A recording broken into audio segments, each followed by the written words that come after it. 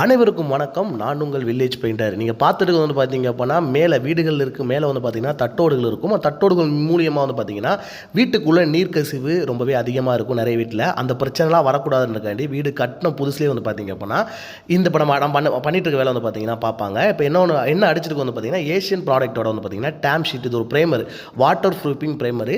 இதை அடிச்சுட்டு தான் வந்து பார்த்தீங்கன்னா டேம் ப்ரூஃப் அடிக்கணும்.